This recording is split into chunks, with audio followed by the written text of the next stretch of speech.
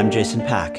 And I'm Alex Hall, and this is Disorder, the podcast where we try to find order in our mad world. And this week, what could be more mad and sad than two nearly octogenarian candidates disliked by the American electorate running for who could be the least worse, and there not really being at all a primary process where the American people can coalesce on something that we really are all inspired by.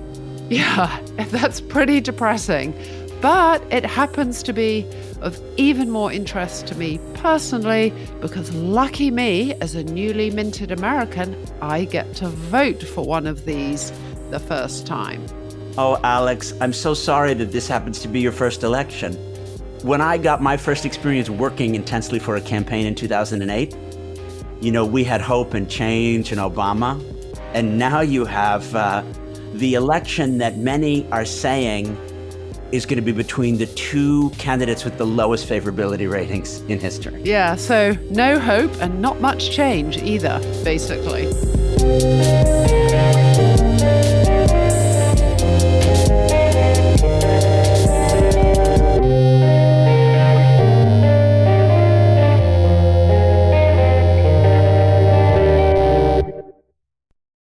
So let me set the context for today's episode by saying that the elections in America are, as you have said on a previous episode, the granddaddy of all elections taking place worldwide this year, with what I might say is the disorderer-in-chief, Donald Trump, threatening to upend not just America's internal political order, but also the nature of America's engagement with the entire rest of our planet, including its relationship with allies, potentially its membership of crucial alliances such as NATO, and its approach towards historic bodies like the World Trade Organization or the United Nations, which have previously been regarded as pillars of the international rules-based system. And Alex, what is so critical about this election and resonates with 2020 and 2016,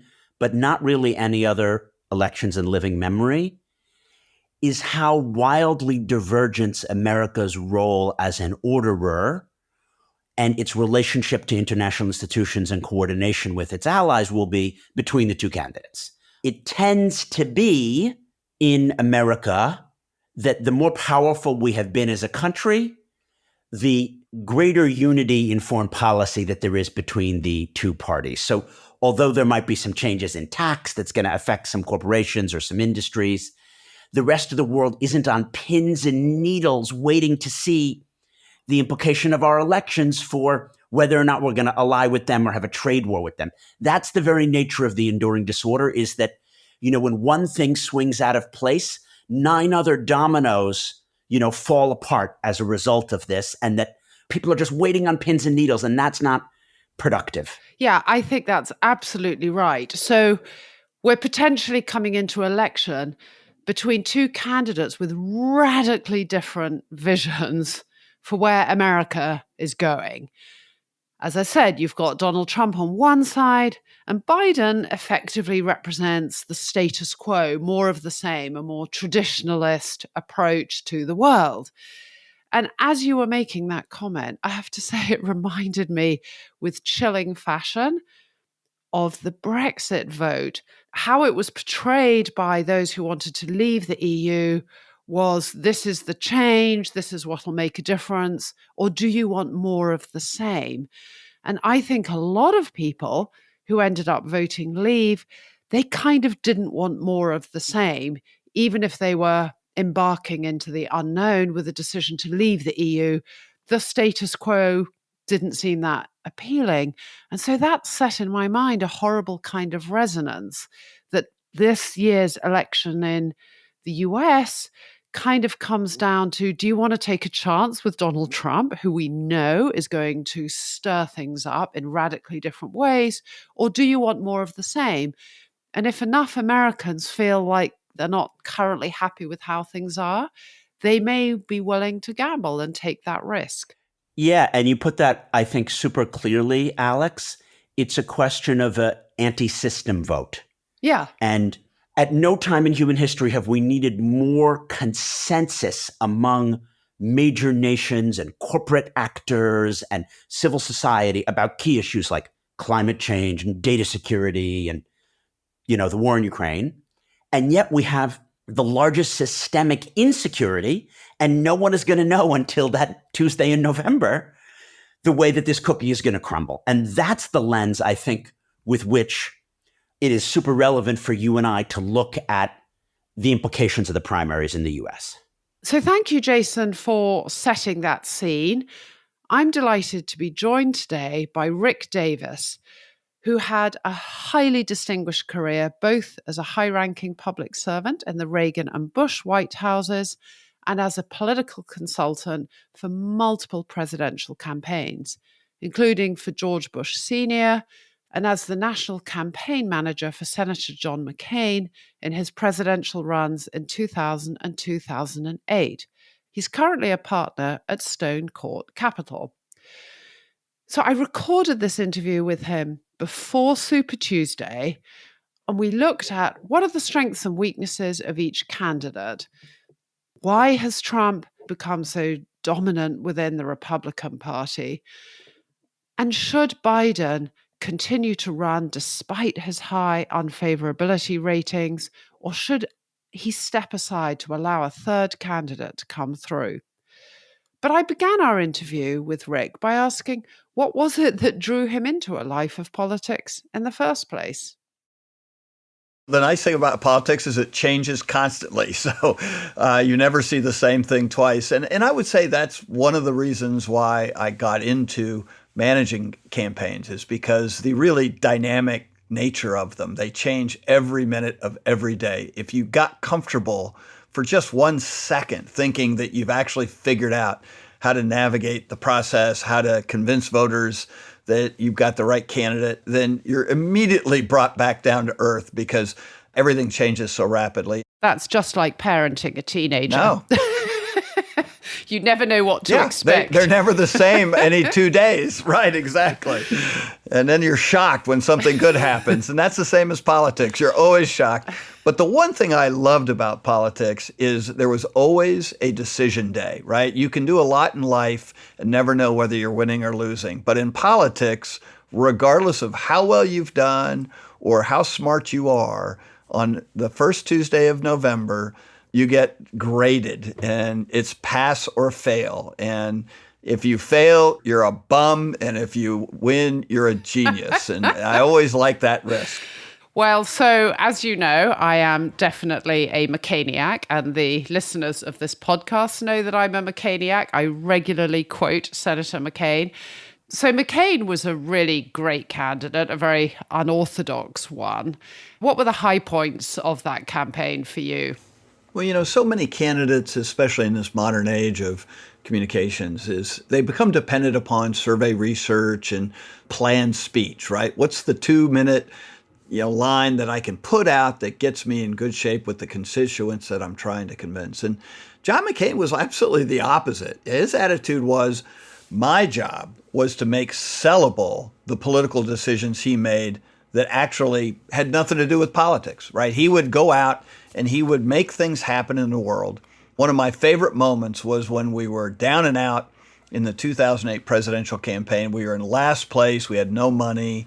We had just fired 400 people on the campaign staff. There were only about 50 of us. And John McCain came up with the brilliant idea that it was more important to win the war in Iraq than it was to win the presidency. And I tried to explain to him, there's a lot you can do about that war if you're president. And he said no. And we started the No Surrender Tour, and the entire message to rebuild our constituency within the primary was to promote the surge in Iraq. I thought at the time, this is the craziest thing I've ever heard, to try and win votes in New Hampshire. But you know what? It worked. There was a lot more to do with it about character and courage and standing for something. And it had absolutely nothing to do with the war in Iraq at the end of the day. It worked like a charm. We won in New Hampshire, and we ultimately beat all the odds and became the nominee. But it was off of this idea that had nothing to do with political expediency and everything to do with doing the right thing. When I look back to 2008, I remember there was a respect between him and the eventual nominee on the Democrat side, President Obama. And I remember that John McCain would not dignify racial slurs against Obama. There was still a degree of respect that we're all Americans, we love our country, we may disagree on policy. The political landscape just seems to have changed so much. I mean, how do you feel about the political landscape today and what today's campaign is going to be like and what it says about America? Yeah, it's a very good observation. In 2008, it was the last presidential campaign where both the candidates ended the campaign with positive, favorable images amongst the entire public. I think John's favorability was at 52 and Obama's was at 54. And we haven't seen any campaign since then result in favorability ratings for the contestants in the general election. So there has been a lot of change. I like to look at the Pat Buchanan campaign, Pitchfork Pat. He was railing against George Bush in a Republican primary, and he was the very first American firster, right? I mean, that was his slogan. And you can literally track the Republican Party's movement from a suburban, college-educated constituency to a rural, non-college degree constituency that it is today. And that change in and of itself is probably one of the most dramatic realignments in modern political history that has gone largely undiscussed because Donald Trump has been the beneficiary of that realignment. And nobody really spends time talking about how he became president in 2016 because he was such a controversial figure. You spent all your time talking about what he was doing as president in 2016. So I'm sorry to ask you a slightly difficult and sensitive question, but whenever I talk about my admiration for John McCain, a lot of my British friends say, yeah, but what the hell was he doing selecting Sarah Palin as his running mate? And many people would contend that she also sort of helped legitimize the Tea Party wing of the Republican Party and you've referred to Pat Buchanan, but a lot of people would say, and then Sarah Palin gave that movement a bit more life. Is that a fair observation? Oh, I think there were people all along the way since 92 that gave that movement life. Probably no more important than Rush Limbaugh, who literally most people don't even think about Rush anymore since his passing. But he was probably the largest influence in the drive toward this kind of America First agenda, the deceit of government, academia, science, media. All these were the bad guys, right? And he started promoting that. He launched his show in September of 1992. So that period of time launched that movement. And sure, there's no question that Sarah Palin was an appeal to that movement. But let me give you the 2-second version of Sarah Palin. In August of 2008, John McCain was 15 points behind Barack Obama. Barack Obama was headed into his convention in Denver, Colorado, where he gave a speech, his acceptance speech to the Democratic nomination in front of 100,000 people in an outdoor arena with Grecian columns. It was a celebration of life. Everybody loved Barack Obama. And John McCain announced Sarah Palin the morning after Obama's speech. No one had ever heard of Sarah Palin in the lower 48 and had that kind of maverick personality that John McCain had. And that was a wonderful matchup for us. And we also had, not insignificantly, a massive gap with women voters compared to men voters. We were beating Barack Obama with white males, but we were losing badly, almost 20 points, with white females. And we had to fill the gap. We picked Sarah Palin. John McCain hit it off with her, and we announced her that Friday morning. 1 week later, we were 5 points ahead of the Obama campaign in national surveys. We had gone from negative 15. Obama had given a spectacular speech. You can only assume his convention gave him a bump of 3 or 4 or 5 points. And we made up not only that 20 points, but added 5 to the top. It was the biggest movement in popular opinion related to a political campaign in the history of polling up until that point in time. We got what we needed from Sarah Palin. So let's switch to today's Republican Party. I mean, I think the message that comes through is that this sort of America First nationalist movement has been building perhaps too much under the radar for many years, since Pat Buchanan and the talk show host Rush Limbaugh, and we've had Fox News. There have been many iterations. So Trump has sort of been riding this wave. Do you still say you're a Republican? I mean, do you belong in this party anymore?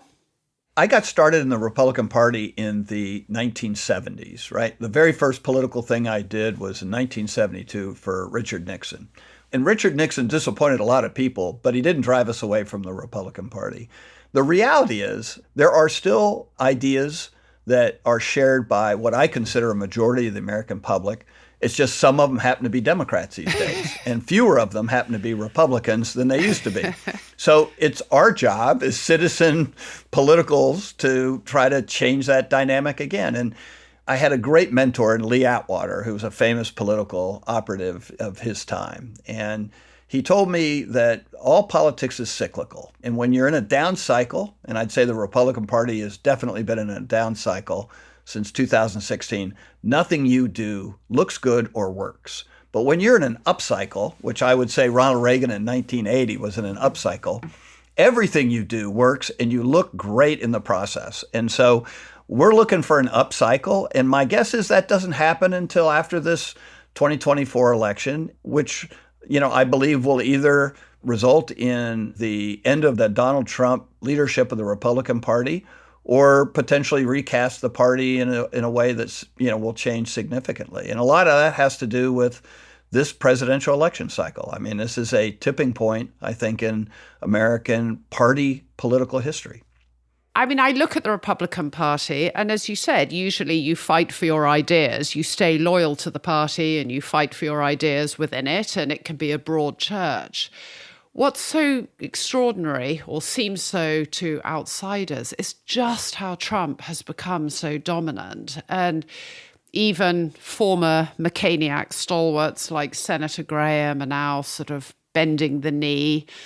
And people who Trump has routinely insulted, castigated, belittled, like Mark Rubio, who's Little Marco, or Senator Scott, or they've all bent the knee to him. And the more sort of mainstream traditional Republicans are choosing to leave politics. They're being driven out. How has the Trump wing become so dominant? And why have all these previously quite sensible people appeared to have abandoned all senses? Yeah, I think you really need to understand some of the changes that have occurred within the party. I remember when Donald Trump got elected, Lindsey Graham called me up and said, "This is the future Republican Party." And at the time, I thought he was lost his mind. What are you talking about? But he saw on the ground what has really happened that you just described, which is the party shifted to a rural, white, no college education, lower middle class demographic. There were 206 counties, Alex, that voted for Barack Obama in 2008 and 2012 that also voted for Donald Trump. Now, you think about that. That's really strange. These weren't sort of Republican counties that have been lost in time. These were core Democratic counties in rural America. None of these were suburban counties that had been voting for Barack Obama and voted for Donald Trump over Hillary Clinton. And in 2020, when Joe Biden won, he only won back 25 of those counties. In other words, there was a massive shift that had been happening over time, and the tipping point was 2016. And what happened was counties in rural America that we used to win as Republicans by a couple of points or even lose by a couple of points became counties that Donald Trump won by 30 points. And so that shift in vote occurred all in one election cycle. And you kind of alluded to this, but it's something I think that ought to be mentioned, and that is all politics has become national. We used to say all politics is local. The person closest to you, your mayor, your sheriff, your state legislators, your congressman, were all those people who really motivated your political interests. And that has also changed. And maybe that goes back to the Rush Limbaugh era. But now all politics is national. When Donald Trump runs this time around, all those other down ballots will be determined by his campaign, not the other way around. And this nationalization has really cemented that within the party. So you have a constituency, which is much more like the Donald Trump American First message, powered by a hierarchical leader like him, who really punishes his opponents within the party itself, probably more than he contrasts with the party that he's supposed to be winning elections between. And so that purge has weakened the Republican Party in the suburbs. And what we learned in 2018, 2020, 2022 is without those suburban voters, we're going to consign ourselves to being a minority party if we're not careful. So let's turn to the Democrat race. I don't know if this is it's a very glib characterization, but I think it's been said that Trump is the best candidate for Biden to face, and Biden is the best candidate for Trump to face. But actually, if either of them was facing a different candidate, they would have a much harder run. So are the Democrats right to stick with Biden? If you were a Democrat consultant, do you think they're right to stick with Biden? Do you think Biden is right to stay on? Well, you're absolutely right that this race is forecasted to be the two least popular candidates for president in the field to the general election.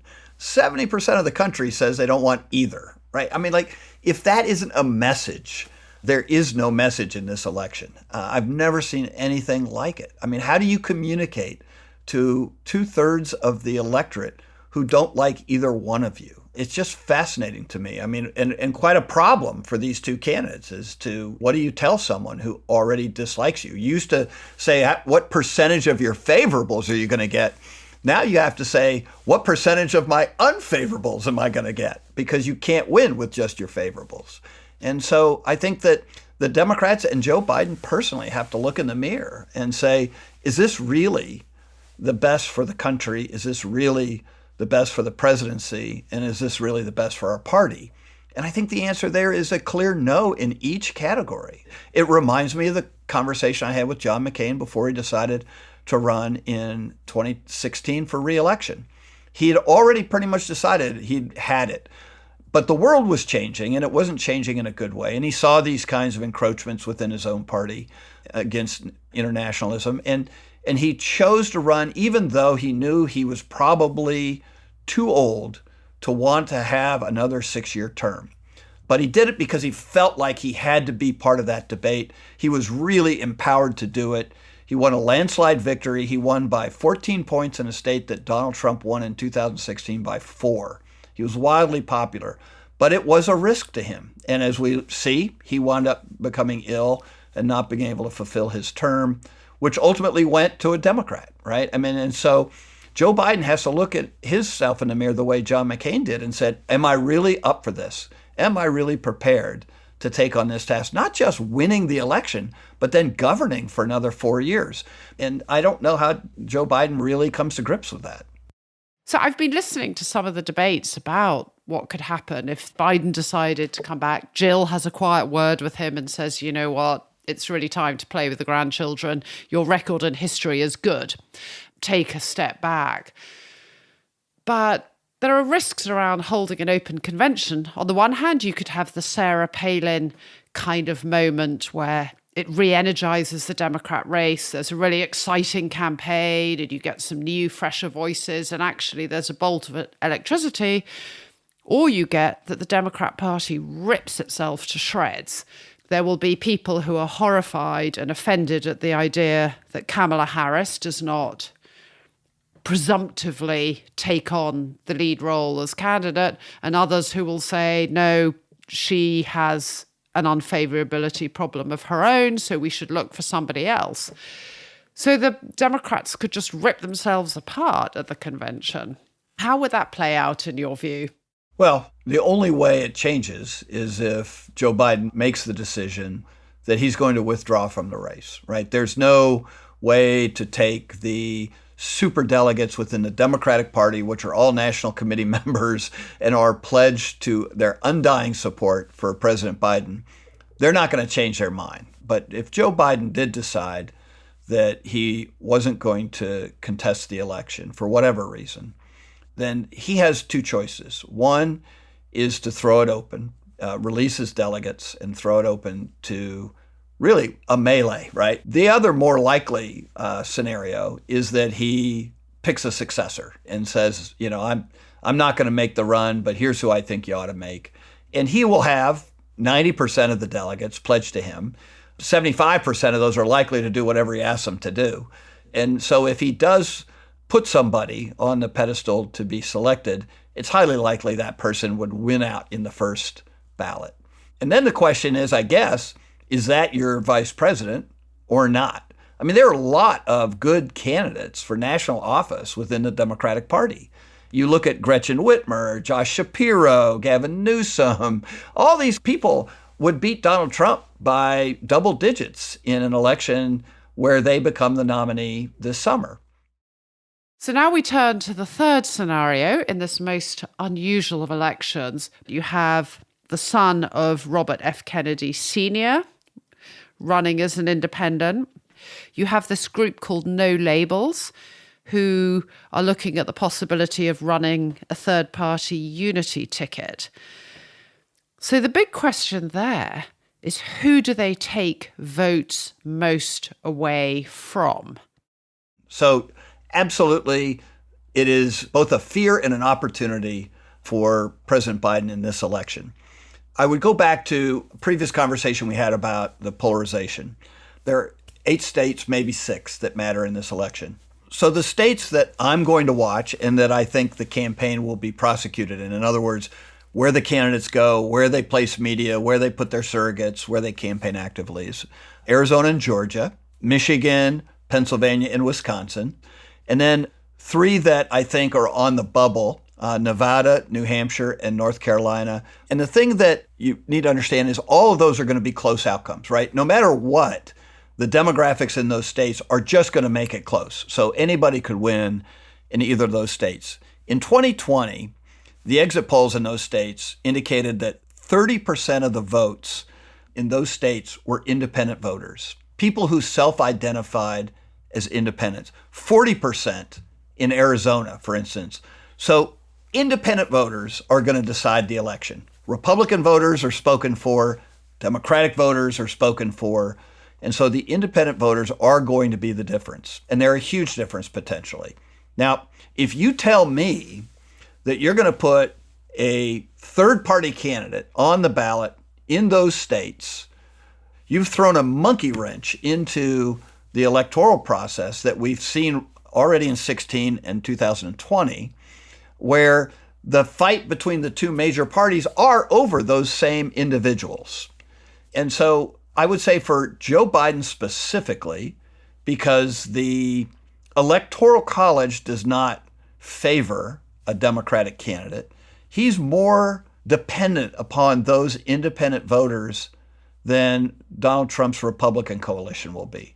And so anything that scrambles the deck, anything that makes it more complicated to get independent voters, if you're President Biden, is a bad thing. And polls are ephemeral. They're just a snapshot in time. So any poll today that tells you that independent voters are breaking more against Biden or for Biden is just too early to tell. If you start taking those independent voters off the table, out of the game, you are severely limiting the flexibility of Joe Biden and his campaign to be able to recruit them. And these independent voters are exactly what they need. They tend to be higher educated. They have college degrees. They tend to live in the suburbs and the exurbs, exactly where Joe Biden needs to be able to win votes that keeps them from going over to Donald Trump.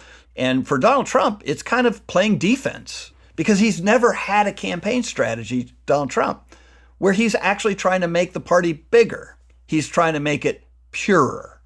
And his purity is now at its height. And so he isn't thinking he needs those suburban, white, college-educated voters. But Joe Biden is desperate for them. And so if you have a third-party candidate you're going to make it tougher on Joe Biden. Right. And where purity is defined as loyalty to Trump. So it's really easy as a political junkie to get lost in the weeds and the twists and turns of this election, and it's fascinating to talk about. But at the end of the day, this is a podcast whose title is Disorder. And one premise and thesis of the podcast is that our world is not handling today's challenges well, partly because some of the leading Western democracies are themselves in a state of disorder with neopopulism and misinformation and distrust or lack of faith in democracy to deliver for ordinary people. So stepping back from the absolute fascinating twists and turns of the election, it's very worrying watching what's going on in America. And it's very frightening thinking about how the November election might turn out, not least because I certainly have the worry that the results will be contested, not just the presidential results, but actually up and down the ticket as well, because Trump set a precedent for that in the 2020 elections, and you now have misinformation and artificial intelligence sowing even more confusion and doubt. So what are the prospects of there even being a smooth election per se? And what does it mean for the world if America continues on this very fractured, polarized, divisive, confrontational, populist path? The world is shaping up to be the brutal dictators against the Western Democrats. And they're already engaged in the kind of nefarious behavior, the malign activity around elections and trying to influence, you name it, the Taiwanese elections, the US elections, the British elections, the Canadian elections, the European elections, Eastern European elections. I mean, we are in a combative environment that is not just a political combative environment, it's a geopolitical combative environment. And from my point of view, this is an area that the US and most Western democracies are the most vulnerable because leadership does matter. Our institutions aren't strong enough to absorb the impact of leaders like Donald Trump. And our leadership isn't strong enough to push back against that kind of influence. And so we have to have a better outwardly facing strategy to ensure that other interests outside of our own domestic interests don't have an inordinate impact on our elections and our way of life. And if you get the wrong leader in the Oval Office, that person has become more powerful over time, not less powerful, and they control more influence within the country and the political movements than less. And there's more of a dependency for U.S. leadership abroad than there's ever been. The macro fight here isn't just who wins the presidency, but do we continue to be a civilization that lives in an open, law-abiding fashion that can protect our citizens and our institutions from these malign influences so that we can create a world that isn't in utter chaos? And I think this is a tipping point election. Whatever happens in this election, neither Biden nor Trump will be on a ballot in 2028.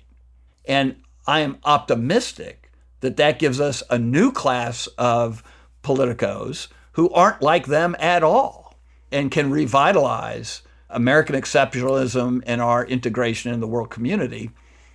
But let's have a world to have by 2028 that makes that worthwhile. And so I think this is the most challenging time I've seen in 45 years in American politics.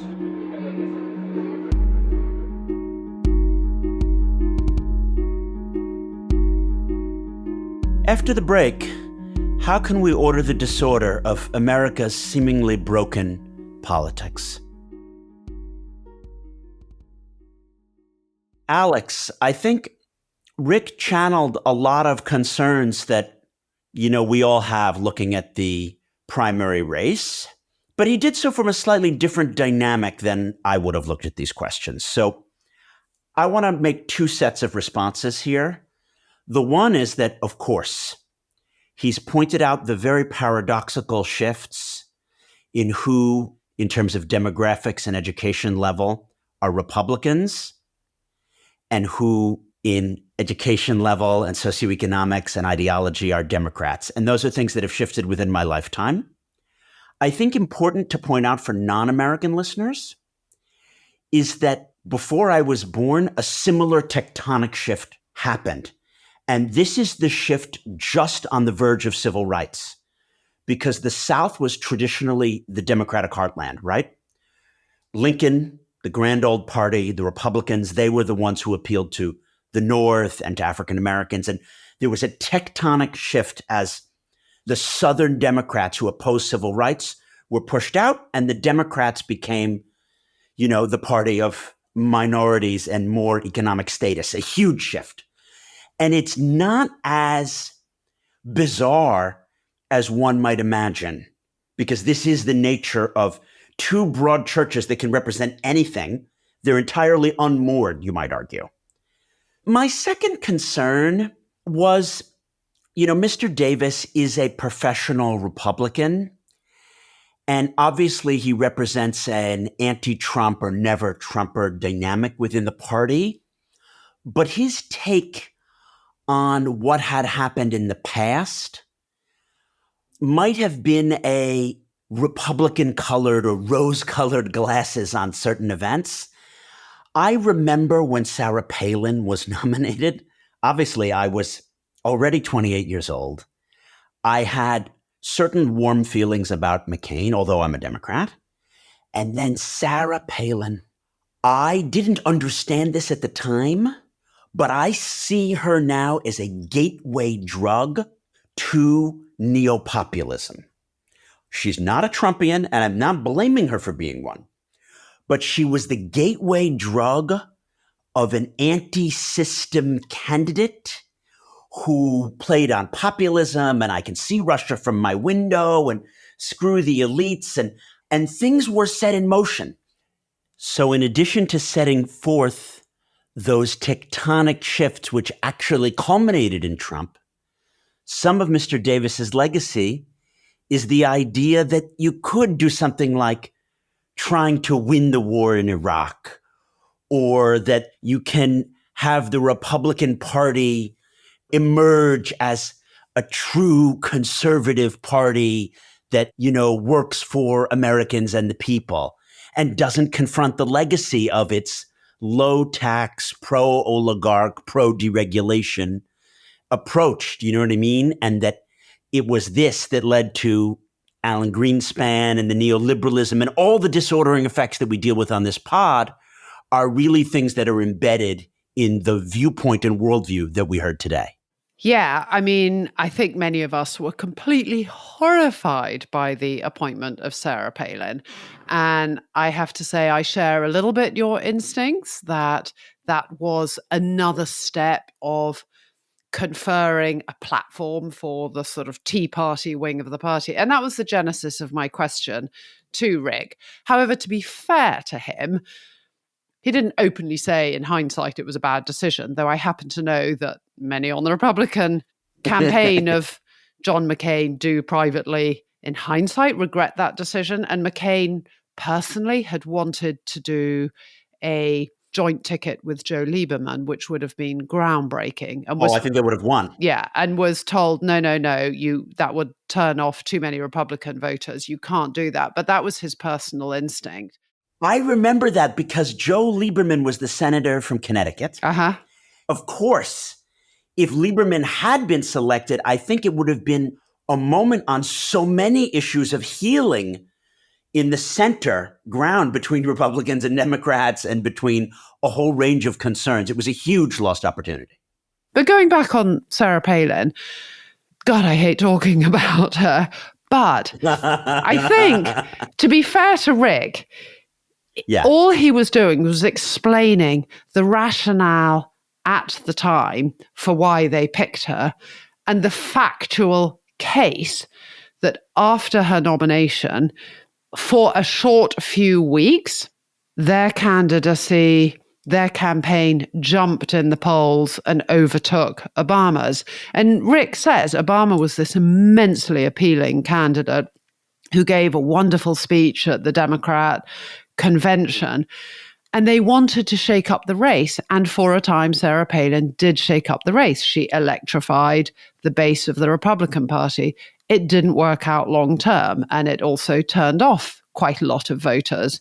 But at the time, so I'm not saying Rick was justifying it in hindsight as to who she was. He was just explaining the rationale. But let's not talk about Sarah Palin anymore. I really do not want to talk about Sarah Palin. Where I would say I have quite a lot of sympathy with what Rick was saying. And he wasn't talking purely with a Republican mindset. I think a lot of what he was saying echoes what I've heard from Democrat friends as well. And let's turn to the sort of Democrat side of this.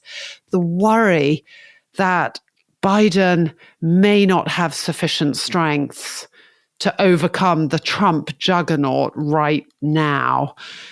There's the issue of age, there's the concern about immigration, there's the concern about voter apathy. And the question is, can he turn that around? So let me put the question to you. You are a self-declared Democrat. How do you feel?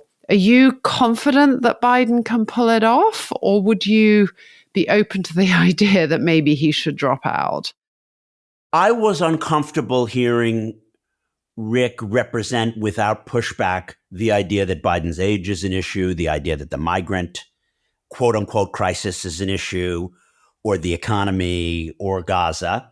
I believe those are all perception issues, and that those perceptions are now real electorally, but they're not real substantively.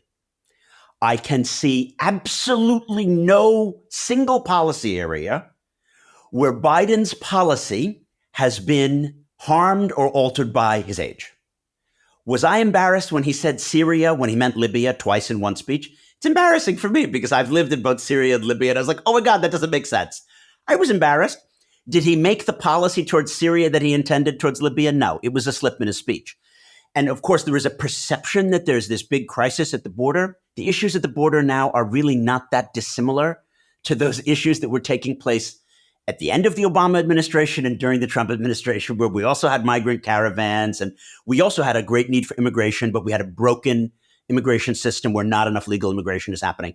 There is no substantive difference, to my mind. I just want to be clear, to my mind, on these issues. So I was uncomfortable with some of the presentation there because one of the things that does happen in the US on both the left and the right, but there's a certain discourse on the right, which is saying that Biden is actually doing a bad job. I think he's an old guy. He was never a great speech maker. It's really important to point out when he ran for president in the 1980s, he plagiarized Neil Kinnock's speech. He made gaffes in his 1980s campaign, and that was not because he had Alzheimer's. Biden is not a great speaker. This man is no Churchill, right? So I just want to put it out there. Biden is Biden. Biden is being Biden.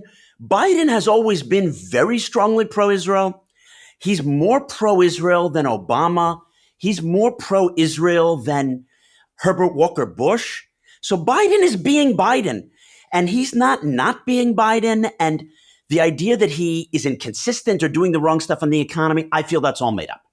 If magically we could go back 2 years and have him give a speech and say, I promised to be a bridge candidate.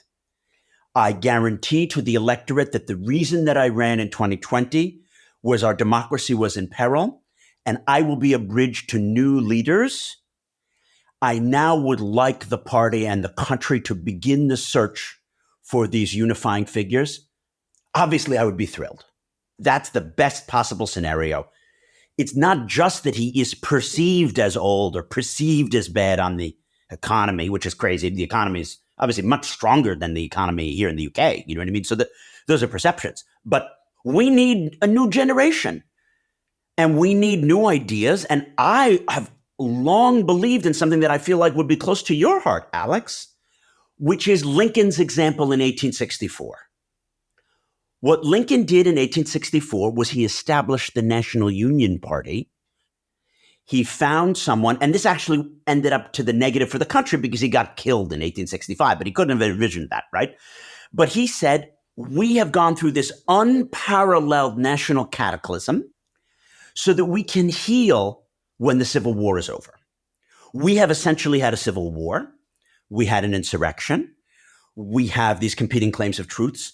I would have liked either in 2020 or now to reach out to a Kasich, Adam Kingslinger. Liz Cheney's probably too right wing, but some kind of moderate Republican and run them as VP. The problem with all these ideas, and I just want to be clear, I would love to do it all differently, is that he chose not to do that.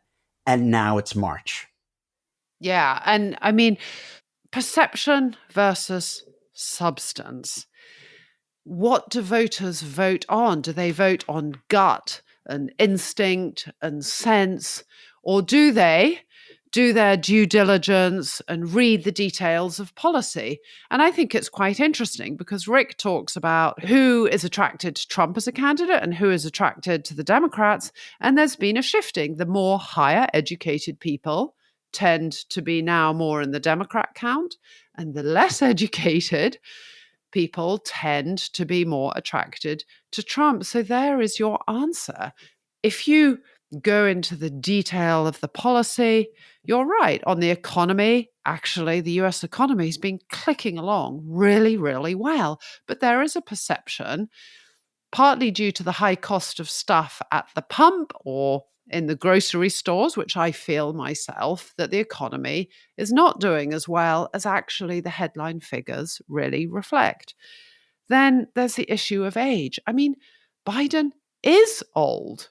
It doesn't mean he's losing his mind. Like you, I don't care that he mumbles some words. I mumble my words, and I'm 20 years younger than him.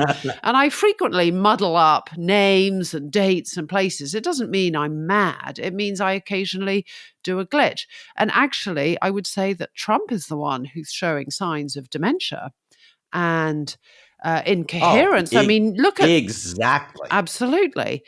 But then on immigration, I think there is more to it than just perception. Yes, immigration soared under Trump, but it's really soaring under Biden as well. And they reversed some Trump policies on Israel, Gaza. Of course, it's ridiculous. It seems absurd to me that anybody who is unhappy with the war in Gaza would remotely consider voting for Donald Trump, who's saying Israel absolutely should go and invade Rafah and sweep out the remnants of Hamas, even if it involves killing lots of women and children in Rafah. And of course, Biden, we can all see he's trying to navigate a very complex situation, trying to ease the humanitarian situation, advocate for a more targeted response while still standing by Israel as an ally and as a victim of terrorism. So, yes, I agree on the substance, but there are some perception issues that are real. 100%. But I just want to push back. Biden has been dealt a really bad hand here, Alex. That's politics. If Biden could have snapped his fingers on October 8th and resurrected Yitzhak Rabin and made him prime minister, he would have done so. If he could have had Benny Gantz or Yair Lapid or anyone who is nominally sane as his counterparty, he would have done so. The problem is that Netanyahu is a nutcase neo-populist. You can't budge a guy when he says, turn off all my arms and I'm going to do it anyway. Threaten to not veto the thing in the UN and I won't change my course. And I am sure that Biden found himself in a position where it's a damned if you do, damned if you don't. If he had actually done that, there would be people not only on the right, but Christian Zionists and some Jews and others who would have been up in arms, some of whom would be Democrats and say, I want to vote Republican now. So, yes, of course, I would have liked better communication, right? I would have liked him to say, we need to have post-war governance of Gaza mediated by Arabs and not an indefinite Israeli occupation. We need to make sure that children have enough food and that they're not deprived water. Do you know what I mean? Like the obvious stuff that he should have said. But I just can't imagine what it's like being a president in an election year, given the hodgepodge of his coalition. I don't really know what Bill Clinton or Obama himself or Kasich or Nikki Haley, I mean, what could they really have done better? Okay, those are fair points. Then we come to Ukraine. So at the start of the Ukraine war, I think Biden did an amazing job. He rallied the coalition. I look back to where we were a year ago, and the world felt like a little bit more of a hopeful place because NATO had got its act together. The UK was working with the EU, the US was leading a coalition, and the Ukrainians who made this all happen were leading the most plucky defense possible. And we were all hoping for this famous summer offensive. And also, I would say, in the first year of the war, there was a certain appreciation for the fact that we didn't know how this was going to go out. We all were worried about the nuclear threat, what Putin might do. And so Biden was navigating this very carefully. But one reason the spring offensive failed last year is because we didn't get the damn weapons to the Ukrainians when they needed them and when there was still incredibly strong bipartisan support in both houses of Congress for getting that aid to Ukraine. And the US administration hesitated on getting that weaponry to Ukraine when they needed it. They could have destroyed the Kerch Bridge with a few more powerful missiles. They could have cut off the Russian troops in Crimea, and they Alex, you're preaching to the hesitated. converted. And then, You're preaching to the converted. and now the moment has gone. The tide of political opinion has changed, and now we have I'm going to be blunt here, a damn House of Representatives with Speaker Johnson refusing to bring that damn bill to the floor to pass aid to Ukraine because it's now caught up in US domestic politics. So I agree with you. Biden's inherited these difficult choices and he's navigated them well, but he's also made mistakes. But it's a blood. I need to raise my bad language now too. It's a bloody double standard because Trump abandoned the Kurds. He motivated Putin at that Helsinki conference by essentially kissing his ass. And no one is saying that Trump is to blame for the fact that the Ukrainians are in the mess that they're in. Do you know what I mean? He essentially threatens Zelensky with withdrawing the javelins. What I want to say here, and I am no Biden fan.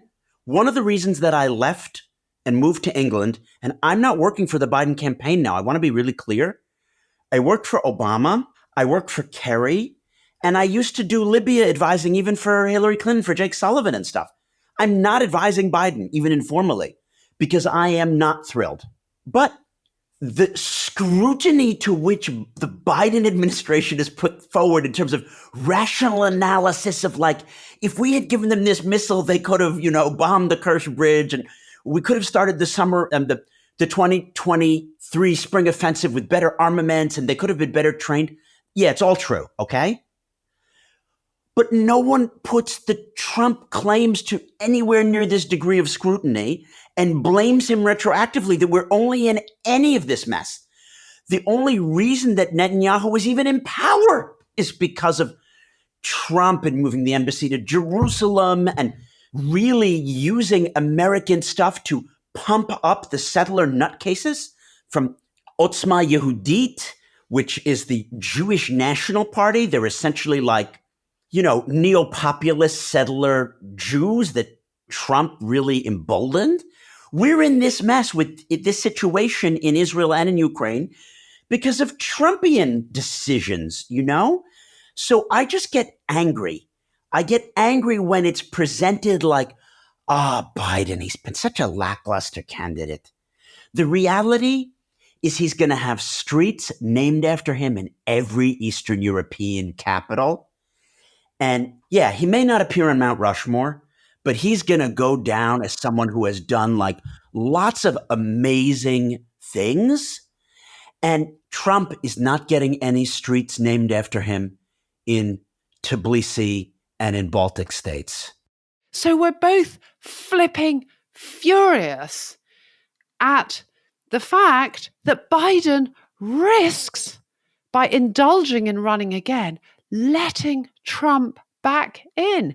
As you said, Biden, he may have streets named after him. He achieved a lot. I mean, I remember that goddamn sense of relief in the 2020 elections. And by the way, I tend to be a centrist, independent voter.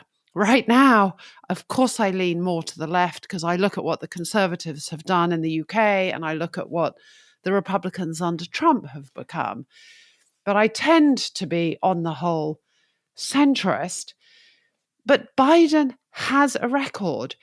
He could leave having pulled us back, put us on a better path on COVID, led a coalition of support for Ukraine, restored some calm in the country after the chaos of the Trump years.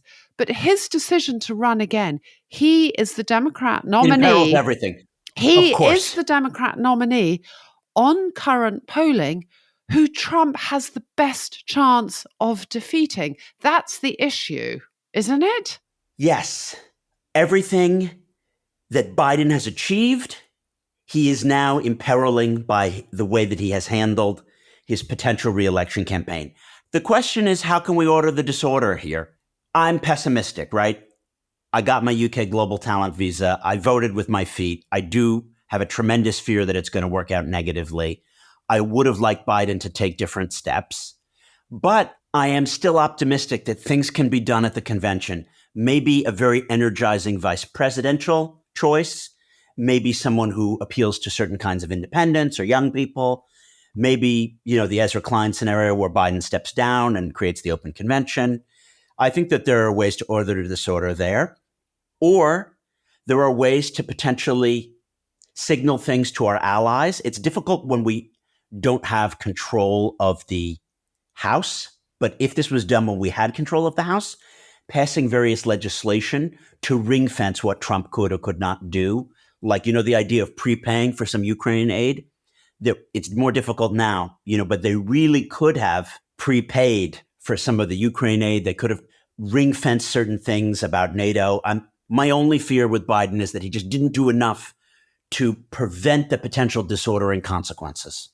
I'm going to try and offer a little bit more optimism and glimmer of hope, possibly, if everything hasn't been completely wrecked in the next 4 years, or possibly if things are completely wrecked over the next 4 years, which is that Rick did mention that in 2028, both parties will have open primaries where there will not be an incumbent president able to run again.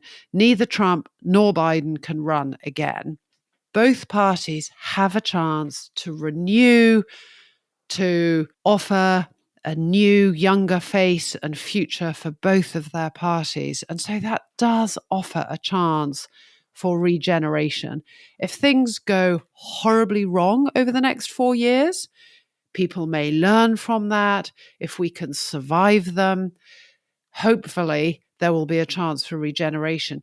And if you look at the Trump record, his record on nominating candidates for races in House and Senate has not been very good. He lost big time in the 2022 midterms. Absolutely. I thought that the party could have used that moment to kind of get rid of him, but they didn't. Well, he appeals. He has a very strong, motivated base. And so looking back on the election, I think it will also come back to enthusiasm versus apathy, which brings us back to this sort of hope and change thing. I personally don't think Trump offers any hope at all, but he does offer change, even if it's not a change that I like the sound of. This brings us full circle, Alex. The Trump vote is an anti-system vote. The Biden vote is a very boring, very system, very status quo vote, or it's perceived as such. The problem is that something about the very nature of the enduring disorder is we're in a world where people are willing to throw the baby out with the bathwater. They may look at me and say, you went to 3 or 4, maybe 5 elite universities, depending on how you're counting. Who are you to be telling us to not be anti-system voters? And I have a huge amount of empathy because I want higher taxes and I want wage laborers to have a better deal, and I want the rich to pay their fair share, and I would like to get out in front of these things. I don't think that the anti-system vote is the right way to get there, but I do have much more empathy for many of the voters of Brexit and Trump than the party apparatchiks who have allowed those referenda or candidates to emerge, knowing, what it would do to channel this anti-system vote. So please order the disorder with us and make sure to not throw the baby out with the bathwater. Yes, and we should trust voters and try and reform the party apparatchiks. This was great talking with you, Jason. If you want to help continue Order the Disorder with us, please tap follow right now and you'll get notified when every episode launches. If you really have an incredible urge to live in an ordered world, follow the link in the show notes to the Ordering the Disorder Substack, where I write more about each week's episode and how everything is connected, and a lot of great content there. Yeah, you get some of our offcuts in that Substack as well, and Jason does an absolutely brilliant job, and it's free. Our producer is George McDonough. Our executive producer is Neil Fern. Thank you for listening, and I hope you have a politics-free week.